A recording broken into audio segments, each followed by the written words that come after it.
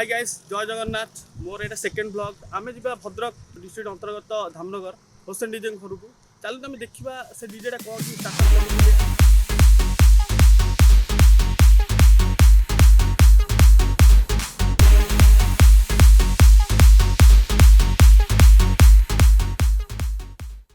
आम बर्तमान आसी पहुँच जाइए कतिकटा परिडा से छक ये जगहटा बर्तमान आम देखा कि यही रास्ताटा रूटा पड़ी आम जाजपुर टाउन को रास्ता आउ मोर लेफ्ट साइड भी अच्छी एपटे यहाँ हूँ मंगलपुर आउ कईगला रास्ता यहाँ देखुए यही जो बर्तमान देखो यहाँ मोर बैक साइड जोटा थी कि जो रास्ताटा सहीटा हूँ होसेन भाई जोटा आम कहूँ जो डीजे करू जा पहुँचा यही रास्ता हूँ रास्ता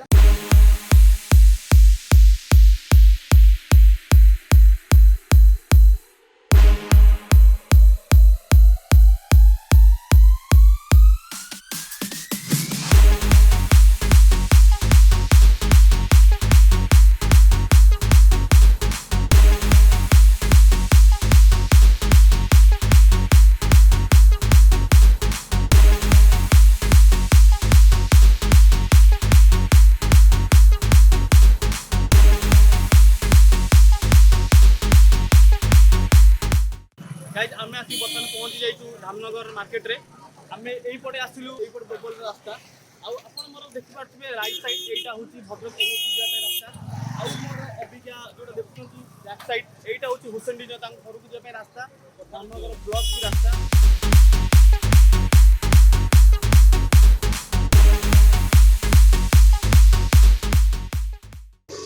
गाइज आम आसिक पहुँच जाइए ढाटिया साई छकरे यहीपटे होसेन डीजे घर सेपटे रहा कल्याणपुर एपटे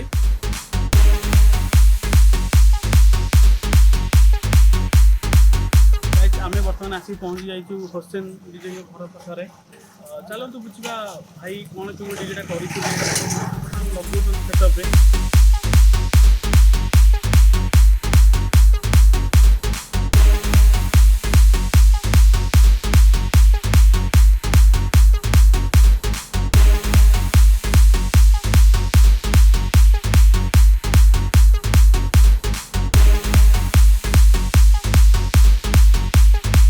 गाइस आम बर्तमान भाई पाखे आसी पहुँच जाइए भाई नमस्कार नमस्कार भाई नाटा नाटा हूँ मीर हाफिज ये जो होसेन म्यूजिक नाटा देता क्या ना कौन कर हूँ बापा ना साउंड सिस्टम स्टार्ट होता 40 वर्ष पूर्व आज को 40 वर्ष आम प्रथम साउंड सिस्टम स्टार्ट करूँ टेन लाइट स्टार्ट होता 2008 आम डीजे सिस्टम स्टार्ट करूँ भाई लोकेशन कौन रोज लोकेशन हूँ यहाँ हूँ गोड़ीपोखरी कोठार रु पाखापाखि 2 किलोमीटर पाखे लोकेशन अच्छी और ब्लॉक धामनगर अच्छी बुझिपारे ना पोस्ट नुहाट ये जो प्रथम जो डीजे स्टार्ट करते खाली डीजे करते कि साउंड करते ना कौन करते आम पाखापाखि 40 वर्ष पूर्व बापा स्टार्ट करते साउंड सिस्टम स्टार्ट करते सामान्य गोटे 2टा एम्प्लीफायर स्टार्ट करते फिर आम टेन स्टार्ट कलु पाखापाखि आम सिस्टम हवा को 40 वर्ष पूर्ण हो सारा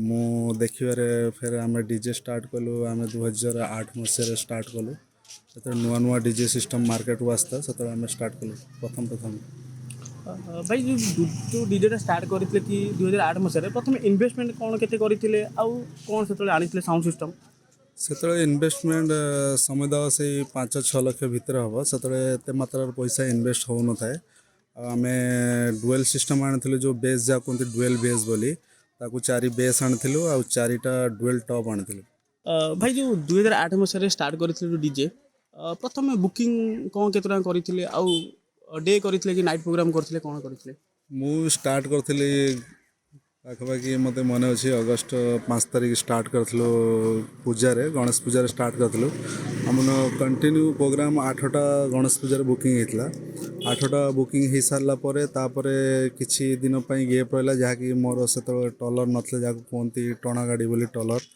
से स्टल नाला जो प्रोग्राम जो स्टार्टिंग जो प्रोग्राम करते जो प्रथम डे आप जो बुकिंग रही था जो स्टार्टिंग करते जो प्रथम प्रोग्राम केते टଙ୍କା धरते से एते मात्रा माने डीजे नथिला कॉल भी प्रोग्राम भी भल होता ପାଖାପାଖି ମୋତେ ମନେ ଅଛି 20-22 ଟଙ୍କା ମୁଁ ପ୍ରୋଗ୍ରାମ୍ କରୁଥିଲି 2008 ମସିହାରେ ଧରିଥିଲେ। 2008 ମସିହା। ସେତେବେଳେ 2008 ମସିହା 20-22 ହଁ, ବହୁତ ବି ଥିଲା। ବହୁତ ଥିଲା, ଲାଇଟ୍ ବି ନଥିଲା, ସାର୍ଫି ଗୋଟେ ମାତ୍ରାରେ ସେତେବେଳେ ବ୍ୟବହାର କରୁନଥିଲେ, ଖାଲି ପାର୍ ଲାଇଟ୍ ଯାହା କୁହନ୍ତି ଲୋକାଲ୍ ଭାଷାରେ ପାଲ୍କୋ ଲାଇଟ୍, ତାକୁ ବ୍ୟବହାର କରୁଥିଲୁ, 8 ପିସ୍ ବ୍ୟବହାର କରୁଥିଲୁ, ଆଉ ସାଉଣ୍ଡ ସିଷ୍ଟମ୍ ଥିଲା।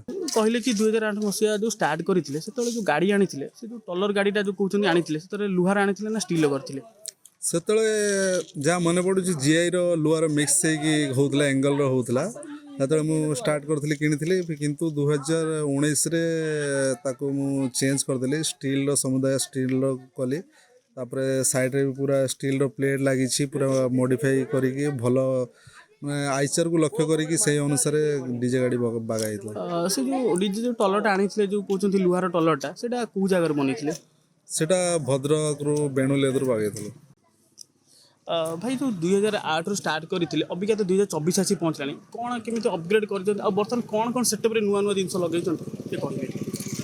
ସେତେବେଳେ ମୋତେ ଯାହା ମନେ ଅଛି, ସେତେବେଳେ ଡୁଏଲ୍ ବେସ୍ 4ଟା ଥିଲା, ଡୁଏଲ୍ ଟପ୍ 4ଟା ଥିଲା, ଆଉ ପାର୍ ଲାଇଟ୍ 8 ପିସ୍ ଥିଲା। ତାପରେ ପରେ ମାନେ ମାର୍କେଟରେ ନୂଆ ନୂଆ ଲାଇଟ୍ ସିଷ୍ଟମ୍ ସବୁ ଆସିଲା, ଲୋକ ଡିମାଣ୍ଡ କଲେ ସାର୍ଫି ଲାଇଟ୍, ତାକୁ ସାର୍ଫି ଲାଇଟ୍ ଆମେ କିଣିଲୁ, କିଣିକି ଏବେ 12 ପିସ୍ ଆମେ ସାର୍ଫି ଲଗେଇଛୁ। ତାପରେ ସେତେବେଳେ ଜେନେରେଟରରେ ବି ସାଇଲେଣ୍ଟ ଡିଜି ବଜାଉନଥିଲେ, ଜେନେରେଟର ବଜାଉଥିଲେ, ମୁଁ ବି ଜେନେରେଟର ବଜାଉଥିଲି। ରିସେଣ୍ଟ ଆର ବର୍ଷ ମୁଁ ନୂଆ ଡିଜି 40 କେବି ମହିନ୍ଦ୍ରାର 40 କେବି ଡିଜି କିଣିଛି। ଆଉ ତାପରେ ଲାଇଟ୍ ସିଷ୍ଟମ୍ 12 ପିସ୍ ସାର୍ଫି ଲଗା ହେଇଛି। ତାପରେ ସାଉଣ୍ଡ ସିଷ୍ଟମ୍ ଆଗରୁ ସବୁ ଲୋ ୱାଟେଜ୍ର ସ୍ପିକର ବ୍ୟବହାର କରାଯାଉଥିଲା, ଏବେ ହାଇ ୱାଟେଜ୍ର ସବୁ ଟପ୍ରେ ବେସ୍ରେ ସବୁ ହାଇ ୱାଟେଜ୍ର ସ୍ପିକର ବ୍ୟବହାର ହେଉଛି। ଆଉ ଫ୍ୟୁଚର ପ୍ଲାନିଂ ଅଛି ବି, ୟାକୁ ଆହୁରି ଅପଗ୍ରେଡ୍ କରିବାର ଅଛି। ଲାଇଟ୍ ସିଷ୍ଟମ୍ ପେନାଲ୍ ଲାଇଟ୍ ସାଇଡ଼୍ରେ ପୁରା ଲଗା ହେଇଛି। ତାପରେ ଆହୁରି ଅପଗ୍ରେଡ୍ କରିବାର ଅଛି କି ଫ୍ୟୁଚର ଗାଡ଼ିରେ ବି ସିଷ୍ଟମ୍ ପ୍ଲାନିଂ ଅଛି, ଗାଡ଼ିରେ ସିଷ୍ଟମ୍ କରିବାର ଅଛି। ପ୍ଲାନିଂ ଫ୍ୟୁଚର ପ୍ଲାନିଂ ବି ସେ ଅଛି। ପ୍ରଥମେ ଯେଉଁ ଜିନିଷ ଆଣିଥିଲେ ସେଇଟା ମାନେ ଓଡ଼ିଶାରୁ କିଣିଥିଲେ ନା ବାହାରୁ କିଣିଥିଲେ? ଓଡ଼ିଶାରୁ ନୁହେଁ, ଓଡ଼ିଶାରେ ଆମେ ଲୋକାଲ୍ ଓଡ଼ିଶାରେ କୌଣସି ଜିନିଷ ବ୍ୟବହାର କରୁନୁ, ସବୁ ବେଙ୍ଗଲରେ କଣ୍ଟାଇ ଆଉ ଜଳେଶ୍ୱରରୁ ବକ୍ସ ଆଣିକି ଡିଜେ ବକ୍ସ ବ୍ୟବହାର କରୁଛୁ। ଆଉ ଏଠି ଓଡ଼ିଶାରେ ଆମେ ବ୍ୟବହାର କିଛି କରୁନୁ। 2024 ଆସିକି ପହଞ୍ଚିଲାଣି, ଅବିକା ସେଟପ୍ରେ ଯେଉଁ ଅପଗ୍ରେଡ୍ କରିଛନ୍ତି, ଯେଉଁ ସ୍ପିକର ୟୁଜ୍ କରୁଛନ୍ତି, ସ୍ପିକର ୱାଟେଜ୍, ଟପ୍ ବକ୍ସ ଆଉ ବେସ୍ ବକ୍ସର ୱାଟେଜ୍ ଟିକେ କହିବେ? ବେସ୍ରେ ହାଇ ୱାଟେଜ୍ ସ୍ପିକର ବ୍ୟବହାର କରାହେଉଛି, 18 ଇଞ୍ଚିଆ ହାଇ ୱାଟେଜ୍ ପାଖାପାଖି 2000 ୱାଟ୍ ଭାବି ନେବ। ତାପରେ ଟପ୍ରେ ବି ପାଖାପାଖି ସେମିତିଆ 1000-1200 ଏମିତିଆ ସ୍ପିକର ବ୍ୟବହାର କରାହେଉଛି। ହାଇ ୱାଟେଜ୍ ରହୁଛି, କାହିଁକିନା ଲୋକମାନଙ୍କର ଡିମାଣ୍ଡ ଅଛି ଅଧିକା ବେସ୍ ଆଉ ଭାଇବ୍ରେସନ୍, ଯେହେତୁ ସେଥିପାଇଁ ଏତେ ୱାଟେଜ୍ର ବେସ୍ ସ୍ପିକର ବ୍ୟବହାର କରାହେଉଛି। ଆଉ ମସ୍ଫେଟ୍ ଆମର 4 ପିସ୍ ବ୍ୟବହାର କରାହେଉଛି, ସବୁ ଆମର NX30ର ମସ୍ଫେଟ୍ ଅଛି ସବୁ। NX30 ଯେଉଁ ମସ୍ଫେଟ୍ ୟୁଜ୍ କରନ୍ତି ସିରିଜ୍ କ'ଣ ରହୁଛି? ସିରିଜ୍ ରହୁଛି RX MK2 ମଡ଼େଲ୍ ଅଛି, 2 ପିସ୍ ଅଛି, RX 3000 ମଡ଼େଲ୍ ହେଉଛି ଗୋଟେ, ଆଉ ସାଉଣ୍ଡ ଷ୍ଟାଣ୍ଡାର୍ଡ଼ ଗୋଟେ ଅଛି C20, ଆଉ ଗୋଟେ MT ଅଛି 1601। ଭାଇ ଅବିକା 2024 ଆସିକି ପହଞ୍ଚିଲାଣି, ବର୍ତ୍ତମାନ ସେଟପ୍ର ପ୍ରାଇସ୍ ବର୍ତ୍ତମାନ କେତେ ହେଇଗଲାଣି?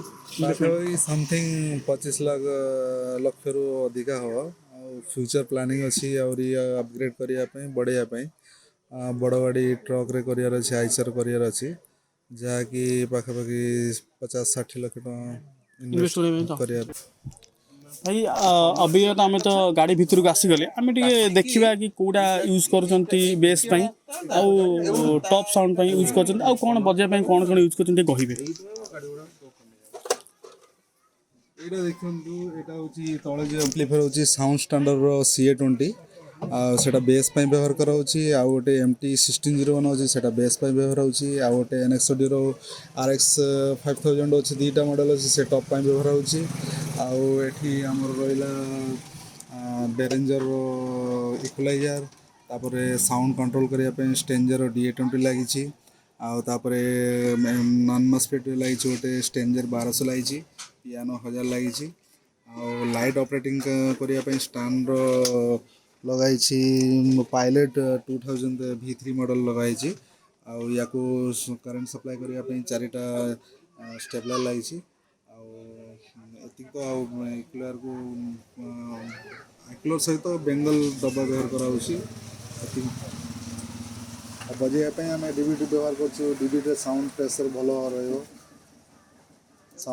ଭଲ ରହିବ, ଯେହେତୁ ସେଥିପାଇଁ ଆମେ DVDରେ